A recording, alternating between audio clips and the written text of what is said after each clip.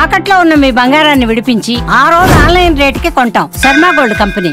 జమ్మూ కాశ్మీర్లోని పహల్గామ్లో జరిగిన ఉగ్రదాడి యావత్ ప్రపంచాన్ని తీవ్ర దిగ్భ్రాంతికి గురిచేసింది. పుల్వామా దాడి తర్వాత జమ్మూ కాశ్మీర్ లోయలో జరిగిన మరో అతిపెద్ద దాడి ఇదే.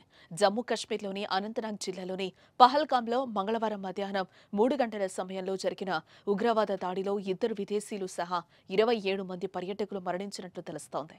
ఈ దాడిలో అనేక మంది గాయపడ్డారు. తమను కాల్చవద్దంటూ పరుగులు తీస్తున్నా వెంటపడి మరీ చంపేశారు.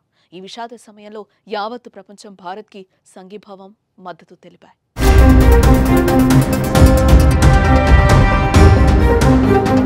జమ్మూ కాశ్మీర్ దాడి ఘటనపై అమెరికా అధ్యక్షుడు డొనాల్డ్ ట్రంప్ స్పందించారు. కశ్మీర్ నుంచి వస్తున్న వార్తలు తీవ్ర కలతపెట్టేవిగా ఉన్నాయన్నారు. ఉగ్రవాదానికి వ్యతిరేకంగా భారతదేశంతో అమెరికా బలంగా నిలుస్తోందని తెలిపారు.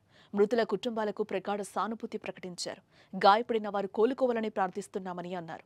ప్రధానమంత్రి మోదీకి భారత్కు పూర్తి మద్దతు, ప్రగాఢ సానుభూతి ఉన్నాయని అన్నారు. ఇక ఈ ఘటనపై మోదీతో ట్రంప్ మాట్లాడినట్లుగా తెలుస్తోంది.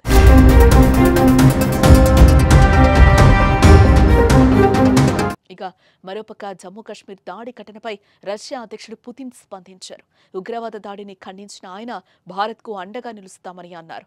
ఈ ఘటనకు కారణమైన వారికి శిక్ష పడాల్సిందేనంటూ ఆగ్రహం వ్యక్తం చేశారు.